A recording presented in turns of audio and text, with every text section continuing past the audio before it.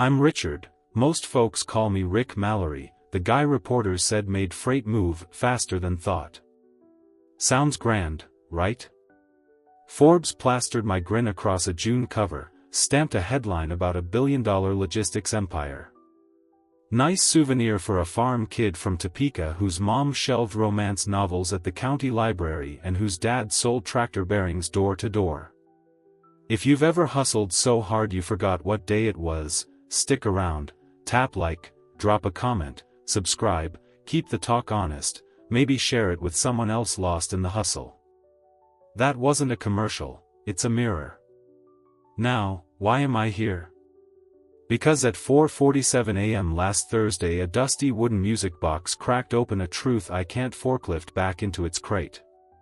Cherry wood, porcelain horse, brittle cylinder that plays a thin version of Home on the Range. I bought it for my daughter Emily in 1997 while negotiating a cross-dock lease in Louisville. It never left the gift wrap. 28 years of board meetings, IPO roadshows, Davos panels buried it in a closet labeled later. When I twisted the key last week, the tune wobbled through the hallway like a ghost with perfect attendance. I stood there barefoot, 71, CEO emeritus, net worth north of 9 zeros, and felt as empty as an empty pallet. You see, Caldera Logistics runs a lattice of autonomous rigs, cold chain reefers, and drone relays that can push a vaccine pallet from Phoenix to Philly in 16 hours with a temperature deviation under half a degree. We measure everything: dwell time, deadhead miles, ETA variance, on-time percentage. Green lights all across the dashboard. Meanwhile Emily measured sunsets from a San Mateo apartment window, counting pills that numbed a blown-out knee and the ache of a father who always promised, next week, and showed up, never. 10 days before she died she called me. I was in a Zurich hotel suite, tweaking slides for Davos, arguing with investors about digitizing yard management nodes. She said, "I'm proud of you, Daddy. Even if I don't know who you really are." There was a 3-second gap where I could have poured every stock option, every bedtime story, every "I love you" I'd hoarded straight into that silence. Instead I let the gap win. She hung up. The Alps kept glowing blue outside the glass like nothing had happened. 5 days later an attorney representing my ex-wife left a voicemail that started with, "Rick, I'm so sorry," and ended with directions to a funeral I missed. I didn't make the burial. Caldera's jet could cross oceans, but the calendar I worshipped wouldn't budge. I told myself I'd catch the next flight. Turns out the only thing waiting was a mound of California earth I never touched. That's the sticker price of success nobody shows on CNBC. Believe me, the math is unforgiving. So here I am, retired to a salty strip of Maine coastline, no badges, no calendar alerts, just gulls, guilt, and this crooked music box. Over the next 9 chapters I'll map how a man can dominate global supply chains yet misplace the only delivery that mattered. No sanitized leadership talk, no LinkedIn wisdom, just the raw bill of lading on what ambition costs. If you stick with me, by the end you might call your kid tonight, or at least stop believing every spreadsheet that crowns you a champion. Fair enough? Let's win that box once more and start from the beginning. Because the shipment I'm unpacking now isn't about profit margins, it's about the weight of an unspoken goodbye. I grew up in Topeka, Kansas, the oldest of 3 kids on a block where the big events were the county fair and Dad trying to sell one more tractor before sundown. My mom ran the library down the street, so I spent more hours among card catalogs and romance novels than on a baseball diamond. Sweet irony, huh? You know, I fell in love with the idea of moving things long before I knew it was a career. At 16 I snagged a summer dispatch job with a regional carrier out of Wichita. Man, it was crazy. I'd be on the phone before dawn, routing trucks around thunderstorms and negotiating with farmers who'd flat out refused to unload on a rainy Tuesday. That's where I learned the art of the pivot, when a single call could reroute 20 trailers and save a customer a fortune. I still get goosebumps thinking about those early mornings, clutching a styrofoam cup of black coffee in a drafty terminal office, watching the sun split the horizon. After college at the University of Kansas, where economics felt abstract until I started modeling freight lanes on campus terminals, I joined a national freight brokerage as a junior analyst. I was the guy who'd pore over deadhead miles and dwell time reports, whispering to myself, there's got to be a tighter loop here. I worked 16-hour days, not because someone made me but because every extra mile I shaved off a load felt like a notch in my personal scoreboard.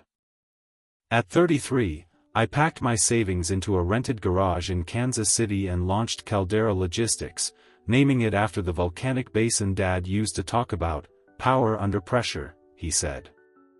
I hired my first 10 drivers out of that same terminal I'd sweated through, handed them radios with my flip phone number scribbled on tape, and told them, call me first if there's a bump. We ran on grit and sheer will, cold chain shipments through blizzards, cross docks that never slept, drone test runs off ranch roads. To be honest, I didn't see it as work, it was my playground.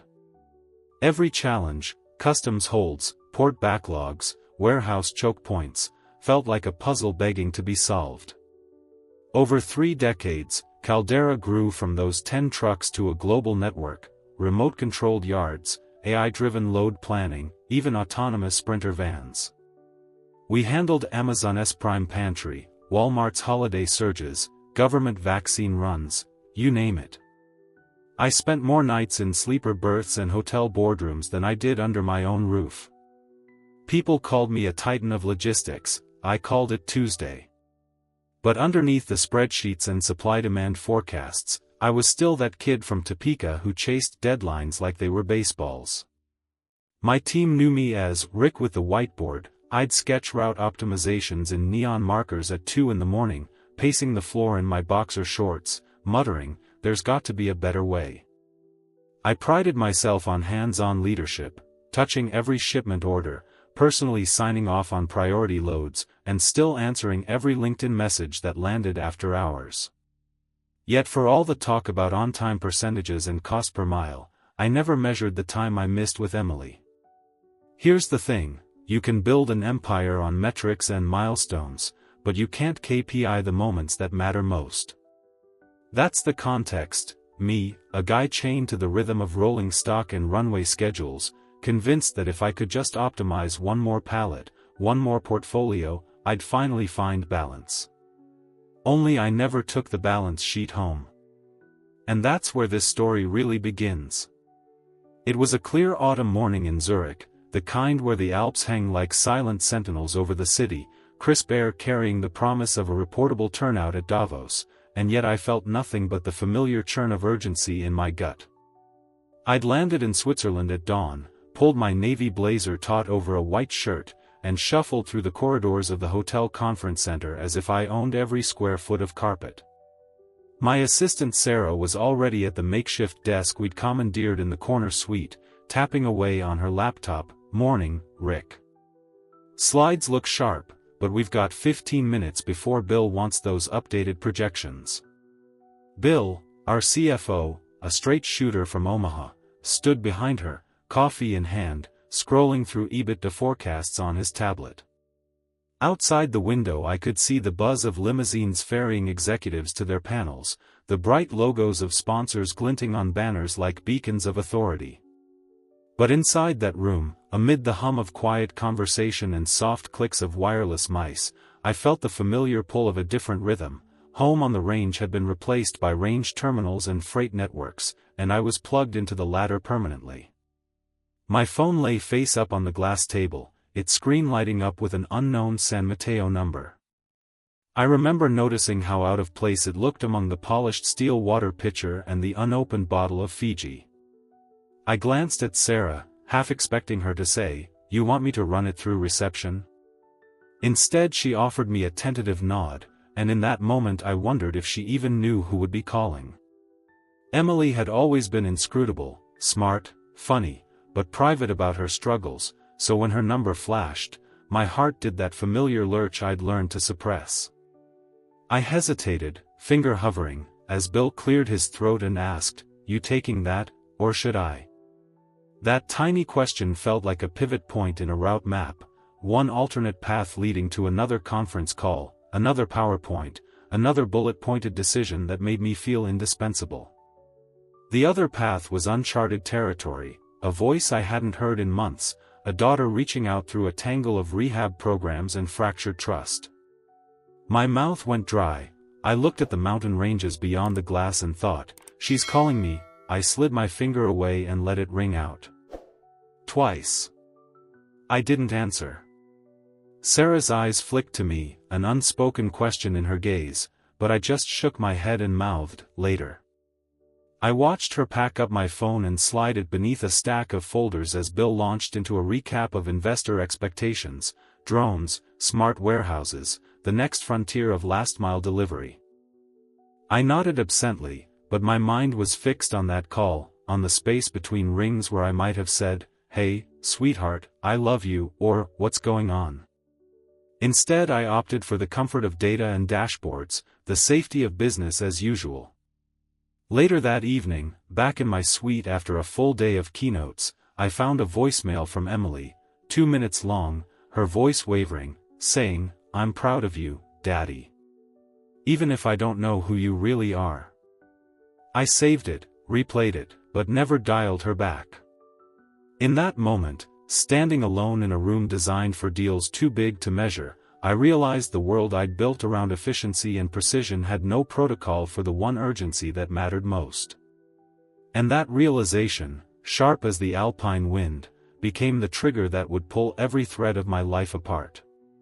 Things began to unravel the moment I landed back in Kansas for a board retreat in late spring, a routine gathering that should have been a brief pause before summer roadshows, but instead it felt like the last calm before a storm I couldn't navigate. I was presiding over a session on autonomous cold chain corridors when my phone buzzed with an all-caps text from Margaret's lawyer, "Emergency call from San Mateo." My chest tightened.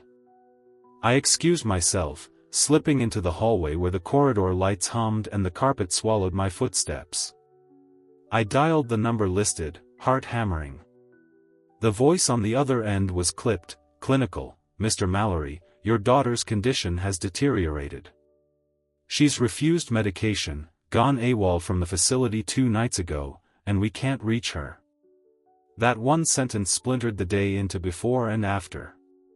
I remember standing there, stunned, picturing Emily's face, the bright smile that flickered on our annual Christmas card, the way she'd scrunch her nose when she laughed. I wanted to rip back time, to dial every private jet we owned, to use our contacts to find her GPS coordinates in real time. But the calendar on my wristwatch glared at me: speeches, investor calls, a shipment dispute with a Middle Eastern government. Every second away from that plan meant millions at risk. I promised I'd handle it after the retreat. "Tell me what you need," I said, voice ragged. "We're doing everything we can." The lawyer's sigh echoed through the line. "We need you to sign off on an involuntary hold. We can't commit her to treatment without your authorization." In that moment, I felt the hammer of responsibility crack against my skull. I was the father who funded rehabs but never showed up, the CEO who brokered billion-dollar deals but couldn't secure his daughter's safety. I texted Sarah, "Need to leave. Now." She appeared within a minute, eyes wide. "What's wrong?" "Family matter." I didn't explain. We packed up my laptop and notes, and I sprinted to my room to catch the first flight that had my name on it. I should have breathed relief, knowing I was finally acting, but halfway through checking in, my phone lit up with another alert: an all-hands video meeting had just been scheduled. Board chair had invoked emergency protocol. I stared at the screen. I could skip that call and fly straight to California, or I could sit through another 90 minutes of strategic dry runs and projections and placate the board so they wouldn't panic about leadership vacuums. My gut screamed to go, but my mind was already listing the costs: stock price tumble, shaken investors, reputational fallout. My assistant knocked, and I barked, "Decide for me. Do whatever it takes so I can leave town immediately." In 20 harried minutes, we diverted every call to my lieutenants, auto-forwarded my inbox, and bought me a charter. I collapsed onto the chaise lounge, heart still vibrating with tension. I called Emily's number, went straight to voicemail again. My thumb hovered over record, but I didn't want her to hear the strain in my voice. Instead I left, "Emily, it's me. I'm coming. Please, just pick up." No ringback tone, nothing but static silence. I closed my eyes and saw the music box, half buried in its "For Emily, 1997" box, like a relic of promises never kept. The plane lifted me above Kansas fields and Ohio cities, eastbound toward a crisis I'd created by being absent. I ran scenarios in my head. Would she be sedated? Will the facility let me see her? Would she even recognize me? As the Rockies passed beneath the cabin's wing, I realized the only inventory I couldn't manage was trust.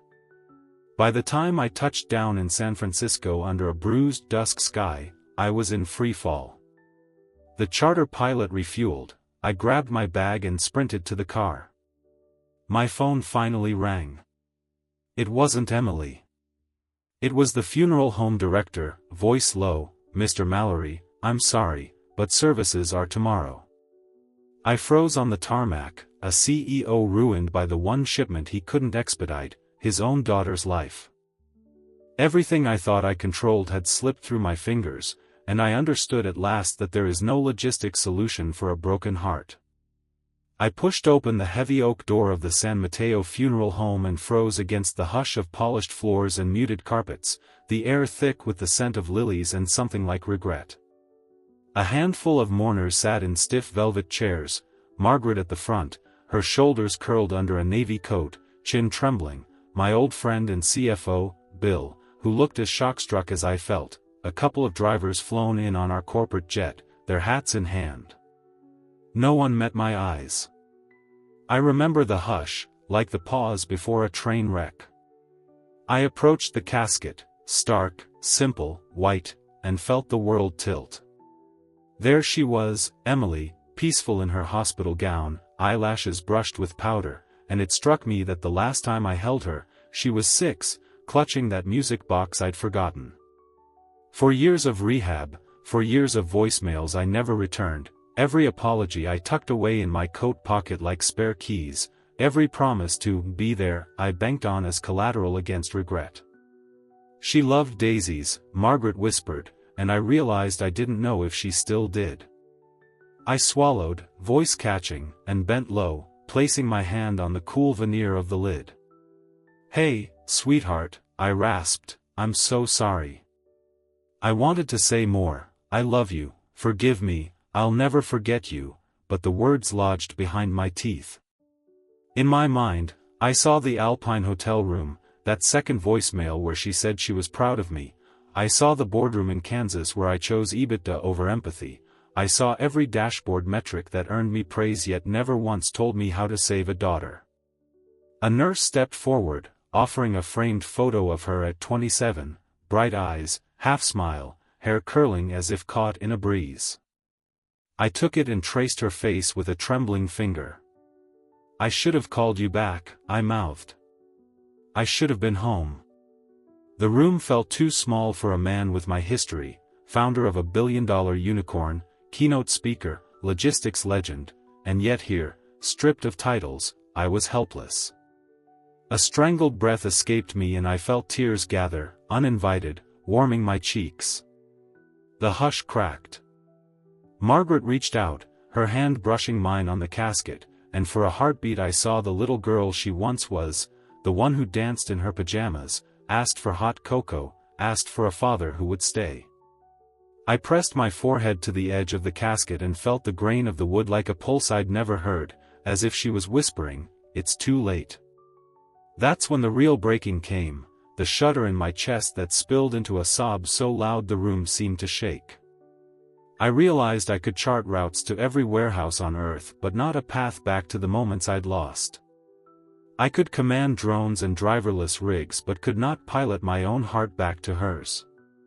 In that moment of grief, time lost its meaning, the board meetings I'd missed, the ranch roads where she wandered, the phone calls unanswered, the "I love you" that never left my lips, they all crashed through me like freight cars derailing.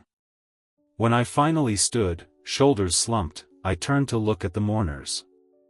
Their eyes glistened, some with sympathy, some with grief, all with a truth I'd never known, that life's deliveries aren't measured in volume or velocity, but in the seconds you share. I cleared my throat, voice raw. They said I was a giant in logistics, I began, but I lost the only delivery that mattered. I paused, letting the words sink in, then fixed my gaze on the camera I later learned they'd placed in the back for streaming, to catch every face. What are you delivering today? And who are you leaving behind? And in that charged silence, I knew my confession would echo farther than any keynote I'd ever given.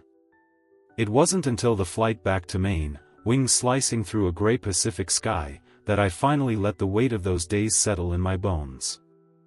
I walked off the charter alone, clutching that framed photo of Emily, and felt something inside me shift, like a shipment I'd marked, delivered, only to realize it never reached its destination. The turn toward resolution came quietly. I called Margaret on the drive home, and for the first time in 30 years, we talked without the static of old resentment. "Thank you for keeping her close," I said, voice cracking. She told me how every Christmas she'd played that music box for Emily, hoping I'd remember.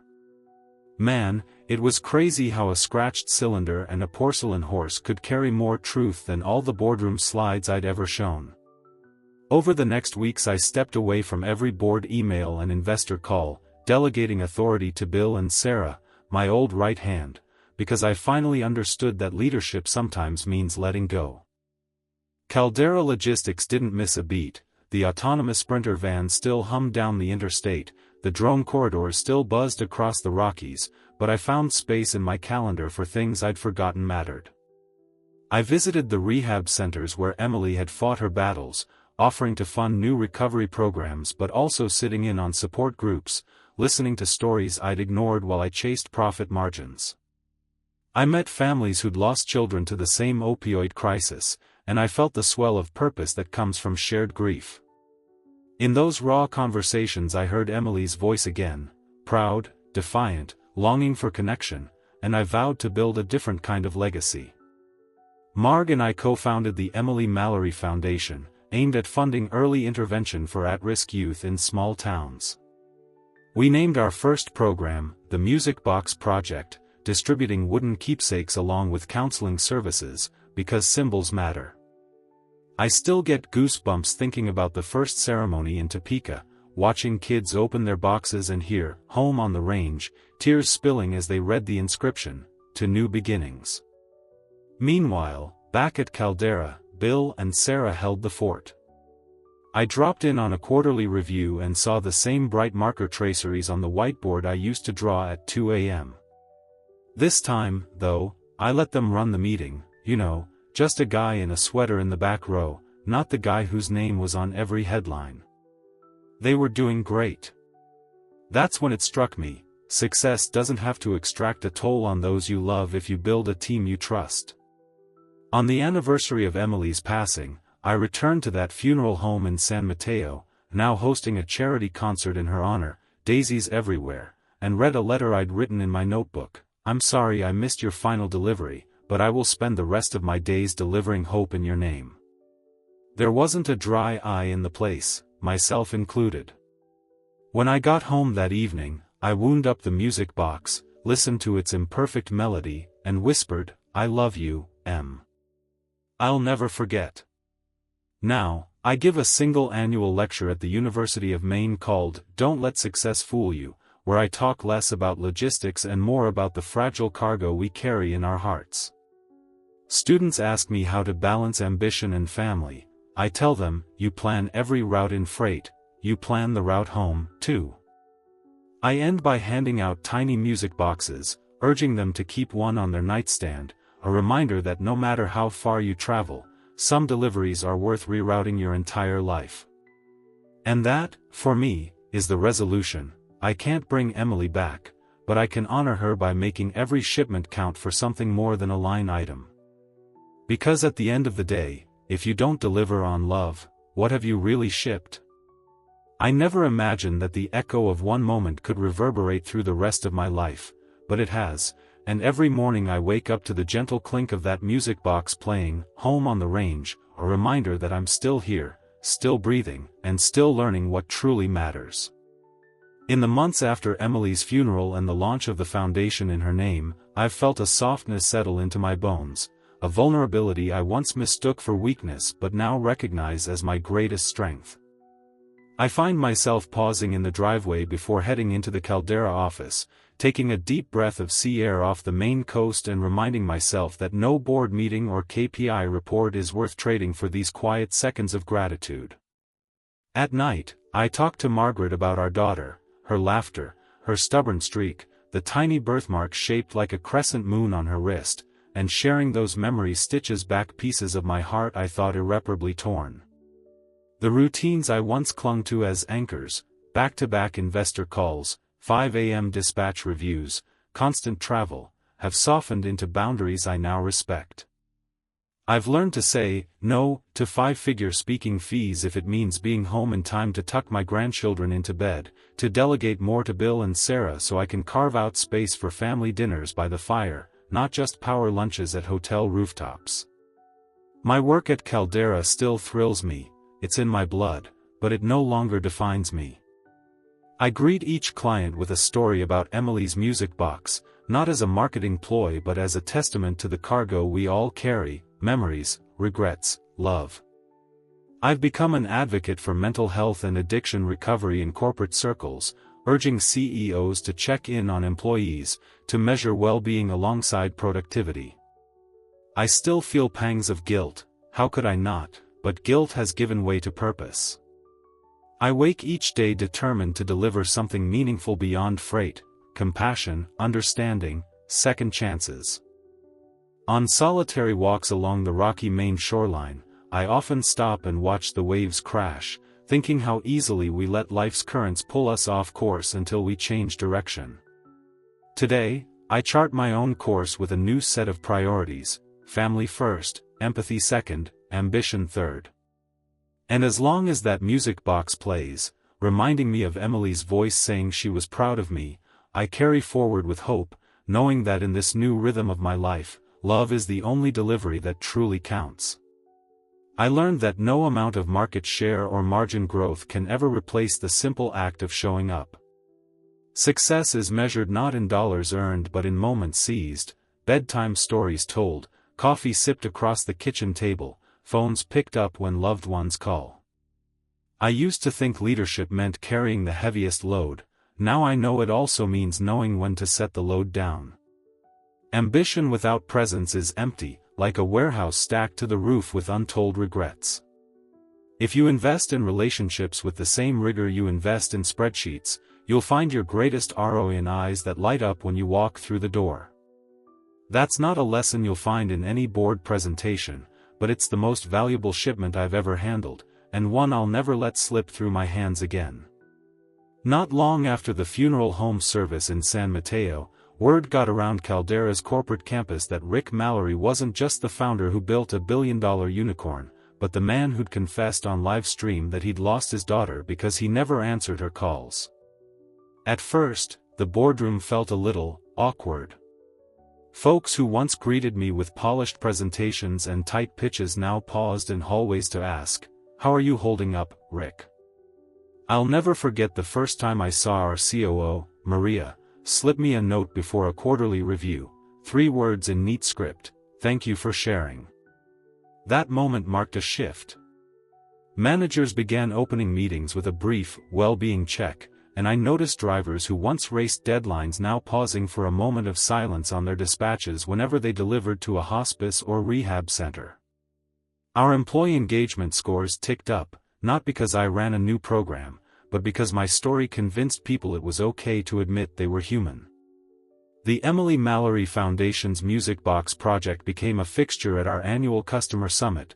Clients and competitors alike would sit in on sessions about addiction recovery, and I heard more than one logistics director say, "Man, it was crazy how hearing your story changed how I lead my team. I started receiving emails from CEOs in other industries asking for my keynote, to talk less about supply chain optimization and more about optimizing life's priorities. I still get goosebumps thinking about a finance exec who told me she flew across the country just to tell me her teenage son is now in therapy because she finally spotted the signs early. Internally, Caldera rolled out what we called route home days, paid time off for any employee to spend at home when family matters called, no questions asked. I insisted on personally approving each request, because, once you've missed the one delivery that mattered, you don't forget what those moments cost. In board meetings, I traded in slide decks full of EBITDA charts for candid updates on our social impact work, because those numbers, I learned, are measurable in lives touched, not just bottom-line growth. Our stock still performs, our drones still hum, and our warehouses still pulse with activity, but there's now a heartbeat I can feel in every aisle. Legend has it among my old network that the guy who ran an empire now teaches his grandchildren to wind up a music box, and if that's true, I suppose it means the story stuck. More importantly, it means I stuck around long enough to tell it, and deliver on what really matters. I've spent a lifetime plotting routes, calculating margins, and chasing the next breakthrough, always convinced there was a grand payoff waiting around the corner. But standing here today, with this little music box in my hand and the echo of Emily's laughter still ringing in my mind, I realize the biggest risk you can take is assuming you have all the time in the world. We build empires, we chase headlines, we pat ourselves on the back for moving mountains, all while the real treasures slip through our fingers. So before you close this video and dive back into your to-do list, ask yourself, when was the last time you paused, not to check your email or crunch the numbers, but to really be present with someone you love? And here's the hard question: if today turned out to be the only day you had left with them, would you be proud of how you spent it, or would you trade every accolade, every bonus, every trophy on your shelf for just one more honest conversation? I'll leave that with you. Let me know which you'd choose.